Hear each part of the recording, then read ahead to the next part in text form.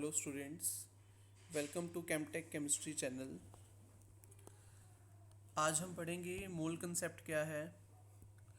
So firstly you should know that कि जो मोल concept है ये वाला टॉपिक तुम्हारा केमिस्ट्री में कितना इम्पोर्टेंट है।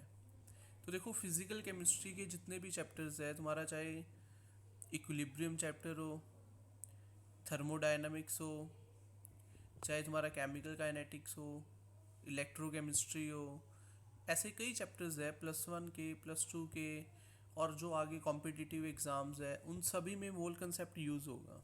ठीक है, क्योंकि अगर तुम्हें मोल कंसेप्ट आएगा तभी तुम मोलैरिटी निकालोगे, तभी कंसंट्रेशन निकालोगे। सबसे पहले हम पढ़ेंगे what is a mole concept.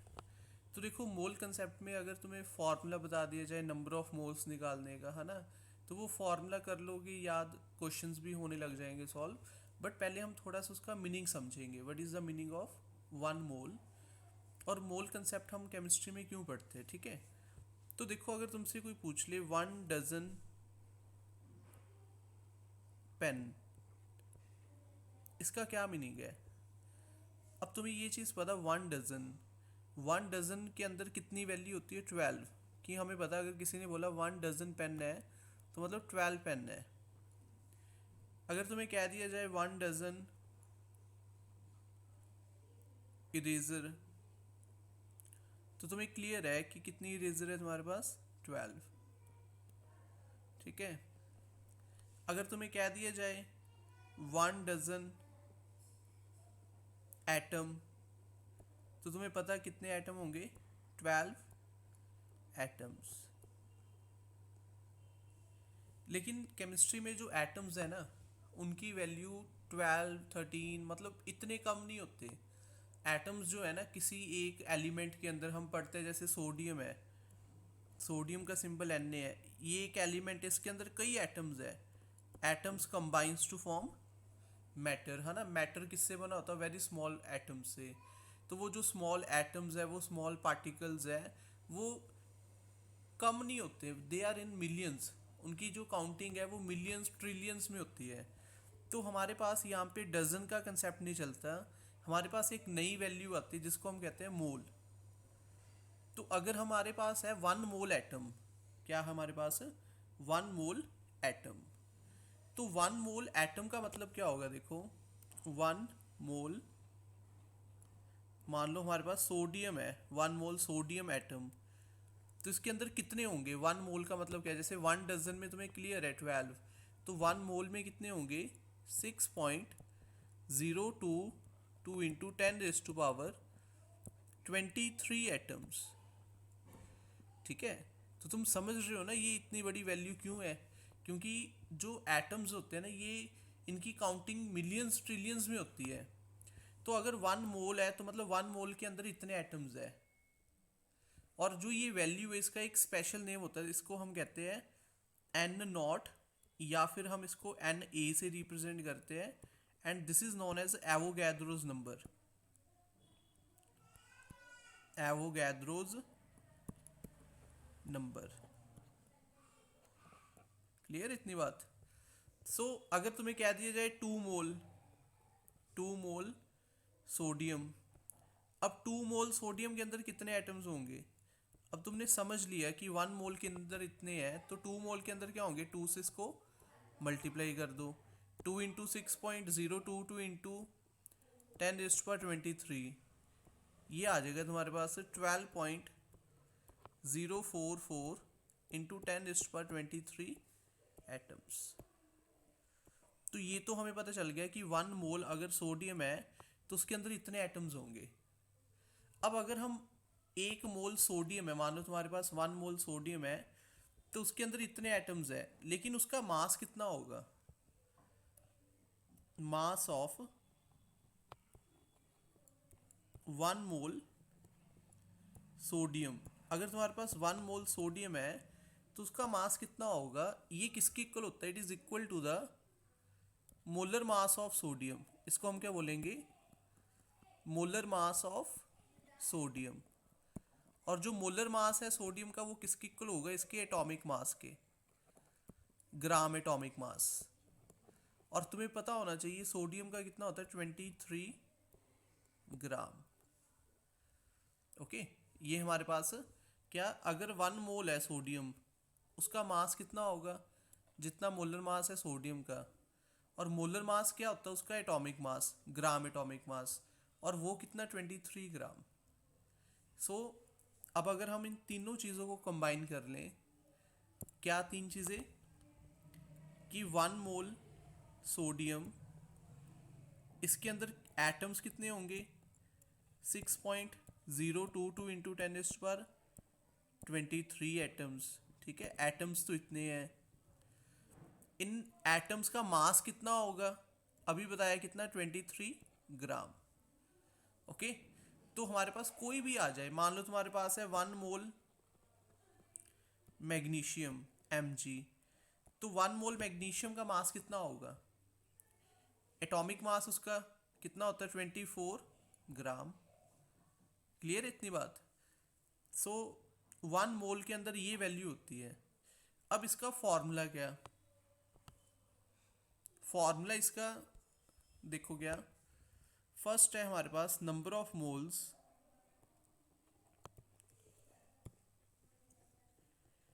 इसमें ना नंबर ऑफ मोल्स निकालने होते हैं। तो नंबर ऑफ मोल्स कैसे निकलेंगे, इसका फॉर्मूला है गिवन मास अपॉन मोलर मास। और मोलर मास तुम बता सकते हो क्या, मोलर मास वही है जो अभी मैंने बताया, क्या, मास ऑफ 1 मोल। और 1 मोल का मास जो क्या होता है, gram atomic mass. For example, इसके बेसिस पे एक क्वेश्चन करें। फॉर एग्जाम्पल, हमारे पास है ऑक्सीजन, ऑक्सीजन का मास तुम्हें गिवन जो है, गिवन मास है इसका 64 ग्राम। कि तुम्हारे पास किसी सिलेंडर में या किसी कंटेनर में 64 ग्राम ऑक्सीजन है। कैलकुलेट नंबर ऑफ मोल्स, क्या कैलकुलेट करने, नंबर ऑफ मोल्स। ठीक है,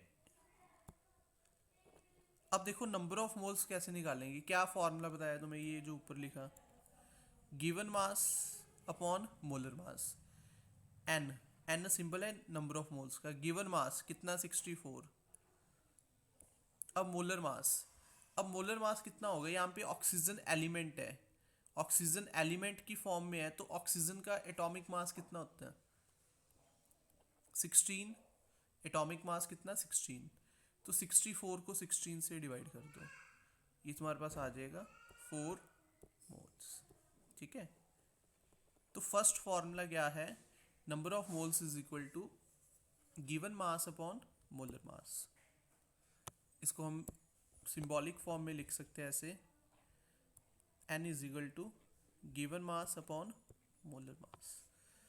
चलो एक और क्वेश्चन करते हैं।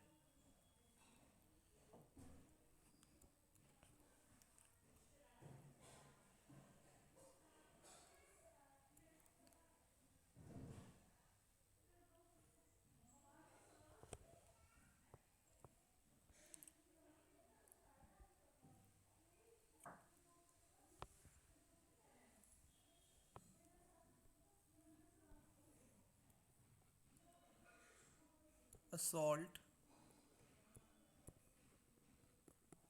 having 20 moles, ये सॉल्ट है, उसके कितने मोल्स है, 20 मोल्स, एंड मोलर मास 100 ग्राम। कोई सॉल्ट है, उसके 20 मोल्स है हमारे पास, और उसका मोलर मास है 100 ग्राम। Find its mass.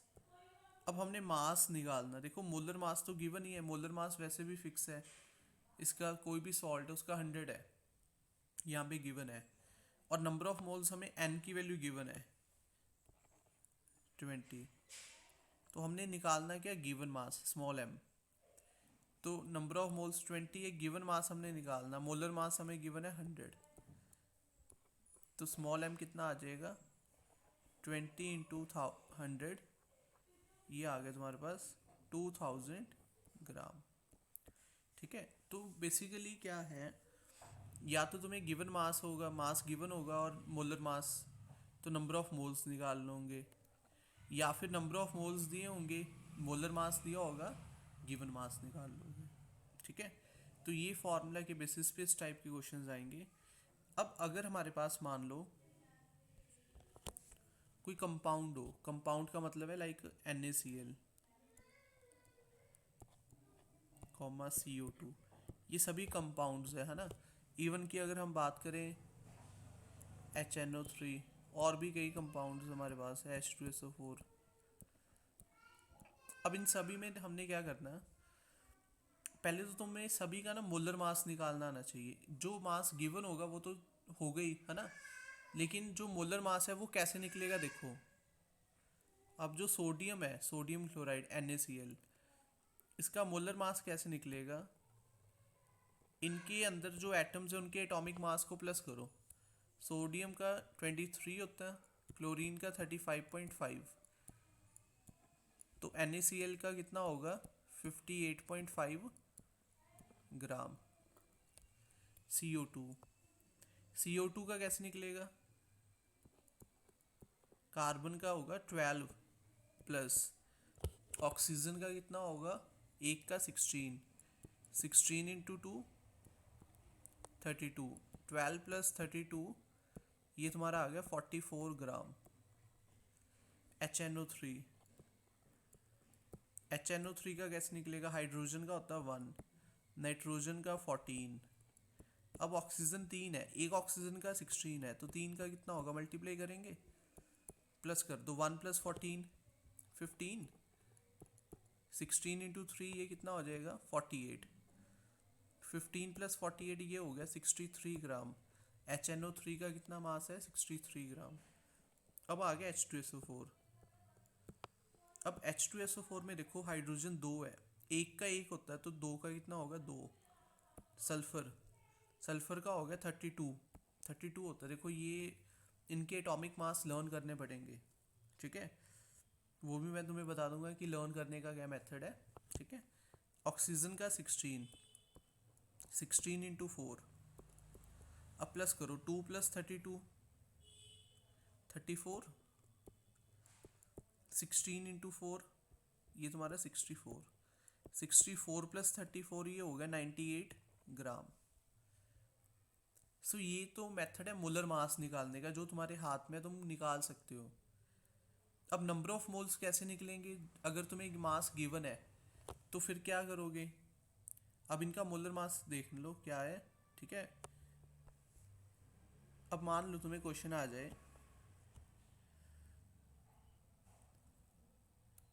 88 gram CO2 has moles.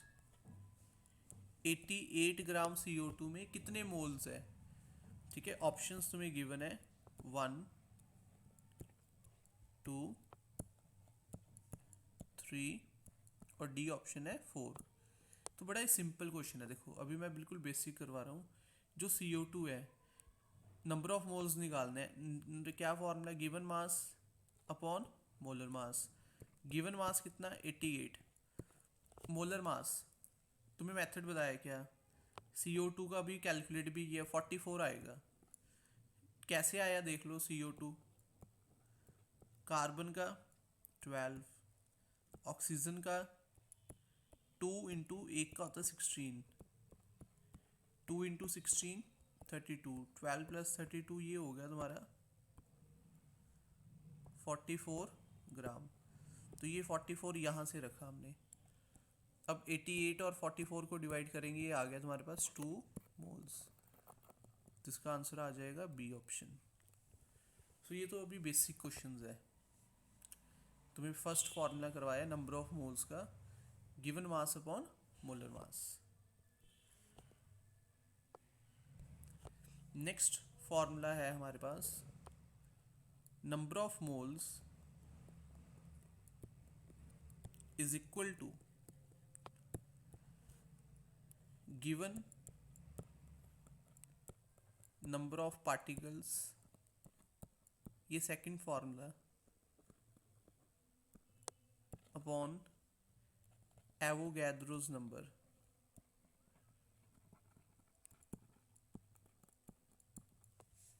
इसको हम ऐसे लिखते हैं n is equal to capital N upon n naught. n naught क्या? Avogadro's number. अब n नॉट की वैल्यू फिक्स है, ये याद रखनी है, 6.022 इंटू 10⁻23। अब कैपिटल N जो ऊपर है न्यूमरेटर, वो क्या हो सकता है? ये गिवन नंबर ऑफ पार्टिकल्स है। मान लो तुम्हें कह दिया जाए हमारे पास 20 एटम है, तो 20 एटम्स को मोल्स में कन्वर्ट करो, तो गिवन नंबर ऑफ एटम्स कितने हैं? 20 डिवाइडेड बाय एवोगैड्रो नंबर, वो नंबर ऑफ मोल्स आएंगे। जैसे एक क्वेश्चन करते हैं,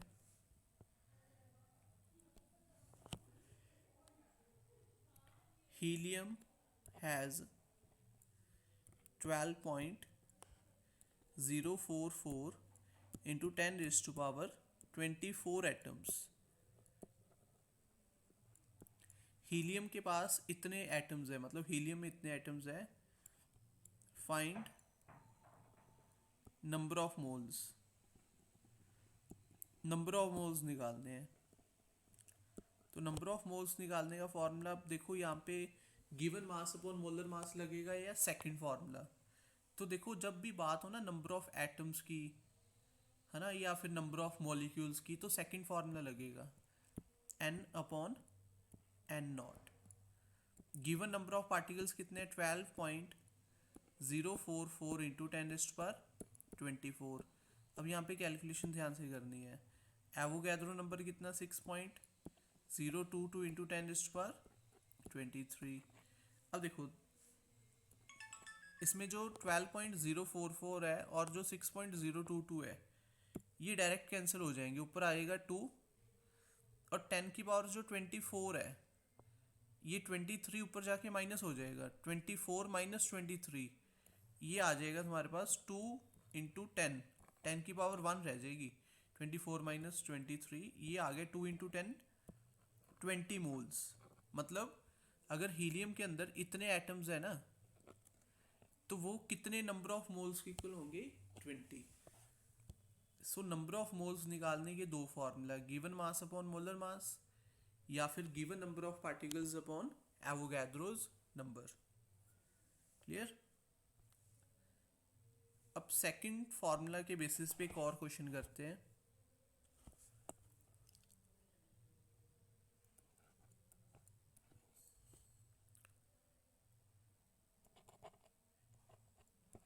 NaCl has 2 moles. Find the number of molecules. अब इस क्वेश्चन को ना ध्यान से करना, तुमने नंबर ऑफ मॉलिक्यूल्स निकालने हैं, तुम्हें अब नंबर ऑफ मोल्स तो गिवन है। अब देखो NaCl क्या कंपाउंड है, कंपाउंड के अंदर मॉलिक्यूल्स होते हैं।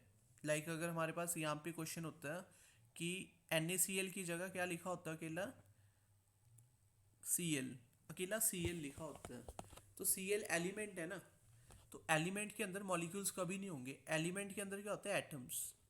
तो फिर अगर Cl लिखा होता है ना अकेला, तो यहाँ पे तुमसे ये पूछते find the number of atoms. अब यहाँ पे कंपाउंड NaCl, तो तुमसे पूछेंगे नंबर ऑफ मॉलिक्यूल्स।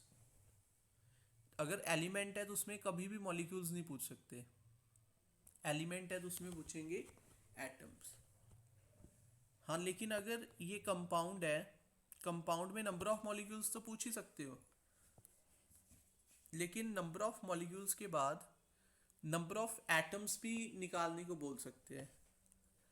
और वो कैसे निकलेंगे हम अभी करते हैं, पहले नंबर ऑफ मॉलिक्यूल्स करेंगे। चलो, नंबर ऑफ मोल्स तुम्हें गिवन है, स्मॉल n गिवन है 2, नंबर ऑफ मॉलिक्यूल्स निकालने हैं, तो सेकंड फॉर्मूला लगेगा n बाय n नॉट। ठीक है, स्मॉल n कितना? 2, कैपिटल N निकालना है, n नॉट की वैल्यू तो फिक्स ही है, दैट इज एवोगैड्रोस नंबर, वो कितनी है? 6.022 इंटू 10⁻23।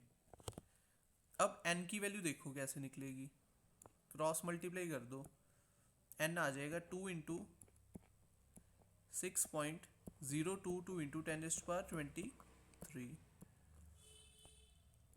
तो देखो कैपिटल N कितना आ गया, 2 × 6.022, ये बन गया 12.044 × 10⁻23।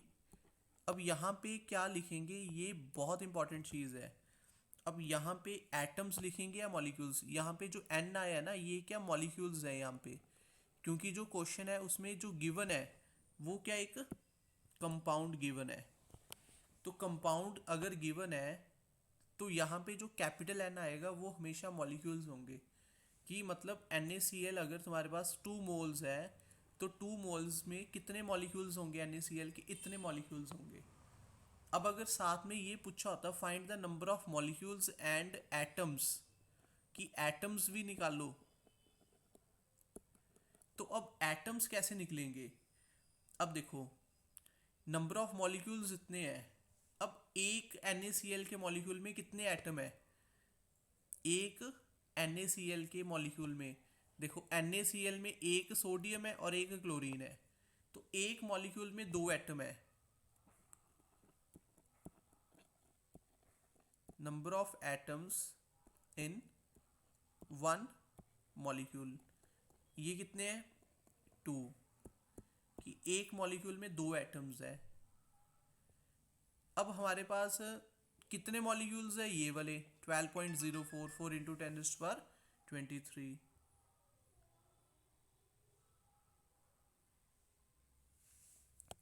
सो अब हम क्या करेंगे कि जो ये एक मॉलिक्यूल में 2 एटम्स है ना, 2 को मल्टीप्लाई कर देंगे नंबर ऑफ मॉलिक्यूल से, वो आ जाएंगे नंबर ऑफ एटम्स। क्योंकि हमें पता चल गया कि 2 मोल NaCl में इतने मॉलिक्यूल्स हैं। अब एक मॉलिक्यूल में 2 एटम है, तो जितने भी मॉलिक्यूल्स हैं उनको 2 से मल्टीप्लाई कर दो, तो हमारे पास देखो कितना आएगा आंसर, मैं यहाँ पे कर रहा हूँ। तो जो नंबर ऑफ एटम्स होंगे, number of atoms is equal to कितना आएगा, 2 मल्टीप्लाई बाय जितने मॉलिक्यूल्स हैं 12.044 × 10⁻23, ये आ जाएगा तुम्हारे पास 24.088 × 10⁻23 एटम्स। ठीक है, तो यहाँ पे क्या था, नंबर ऑफ मोल्स गिवन थे, तुमने नंबर ऑफ मॉलिक्यूल्स और नंबर ऑफ एटम्स निकाल लिए। चलो अब आगे कैसे क्वेश्चंस आएंगे, एक इसमें ना इम्पॉर्टेंट फार्मूला बनता, मिक्स फार्मूला जिसको हम कह देते हैं, मिक्स्ड फार्मूला। इसका मतलब क्या, देखो हमें पता number of moles is equal to given mass upon molar mass, एक है number of moles is equal to given number of particles upon Avogadro number. हम दोनों की इक्वेट करेंगे, मतलब given mass upon molar mass is equal to given number of particles upon Avogadro number. ये last formula पूरे mole concept का, और इसके बेसिस पे काफ़ी क्वेश्चंस आते हैं, मतलब ये एंड वाला फॉर्मूला मोल कंसेप्ट का। अब इसके बेसिस पे कैसे क्वेश्चंस आएंगे, देखो क्या ये फॉर्मूला, देखो दोनों नंबर ऑफ मोल्स है given mass upon molar mass, given number of particles upon Avogadro number, हमने दोनों को इक्वेट कर दिया। अब ये फॉर्मूला लगाना कहाँ पे है वो देखो, क्योंकि 3 फार्मूलाज हो गए था ना, बच्चों को ये नहीं पता चलता कि कौन सा फॉर्मूला लगाए। अगर तुम्हें क्वेश्चन आ जाए 55.85 ग्राम NaCl इज प्रेजेंट, इतने ग्राम NaCl हमारे पास है, find the number of molecules, number of molecules निकाल लो। अब यहाँ पे हमने निकालना क्या, नंबर ऑफ मॉलिक्यूल्स, गिवन क्या मास, NaCl का मास गिवन है ना, गिवन मास है और निकालना नंबर एटम मॉलिक्यूल्स है, निकालने नंबर ऑफ मॉलिक्यूल्स। तो जब ऐसी सिचुएशन हो ना कि मास गिवन हो और नंबर ऑफ मॉलिक्यूल्स निकालने हो, या फिर नंबर ऑफ मॉलिक्यूल्स गिवन हो तुमने मास निकालना मतलब डिफरेंट, तो मिक्स फार्मूला लगेगा। और वो कैसे लगेगा, देखो ये फार्मूला हमारे पास given mass upon molar mass is equal to N over N naught. हमें पता है जो गिवन मास है वो कितना 5.85, ठीक है, गिवन मास कितना 5.85। मोलर मास, NaCl का मोलर मास अभी मैंने बताया था कुछ टाइम पहले क्लास में, ये कितना होता है NaCl का मोलर मास, ये है 58.5, 58.5 ग्राम, ठीक है। अभी मैंने कुछ टाइम पहले बताया था, चेक कर लेना, ये है 58.5। एन नॉट, एन नॉट क्या, एवोगैड्रो नंबर, इसकी वैल्यू रख दो। ये कितनी वैल्यू है 6.022 इंटू 10⁻23। तो यहाँ से तुमने कैपिटल एन निकाल लेना, कैलकुलेशन करनी पड़ेगी। कैलकुलेशन क्या, देखो इसमें ज़्यादा डिफिकल्ट कैलकुलेशन नहीं है,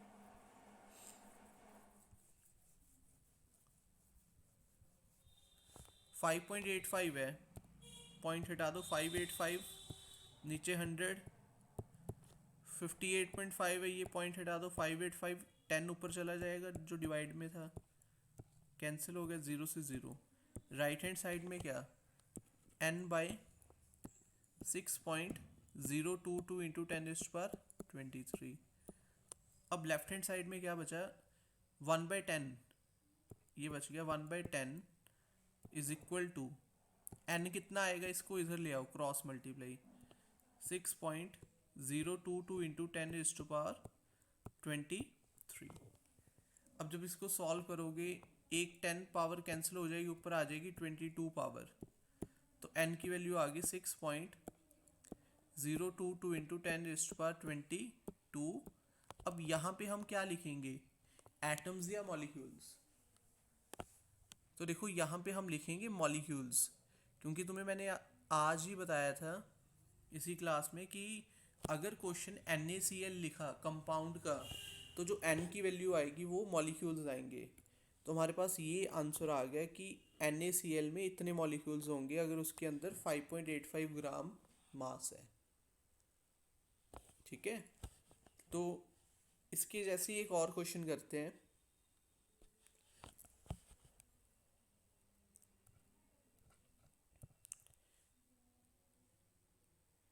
0.051 ग्राम Al2O3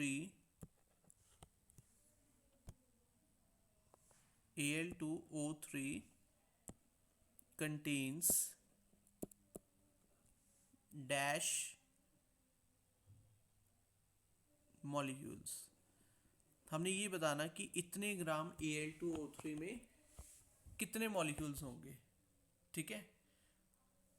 अब ये वाला क्वेश्चन तुमने खुद ट्राई करना है और मुझे इसका आंसर बताना, ठीक है। इतने ग्राम में कितने मॉलिक्यूल्स है, हिंट क्या होगा इसका, फॉर्मूला ही है मेन, कौन सा लगेगा, फर्स्ट सेकंड या थर्ड वन, मिक्स्ड फॉर्मूला। तो सोचो कौन सा लगेगा, गिवन क्या हमें मास, निकालना क्या नंबर ऑफ मॉलिक्यूल्स, ठीक है, ये वाला करना। और एक और क्वेश्चन,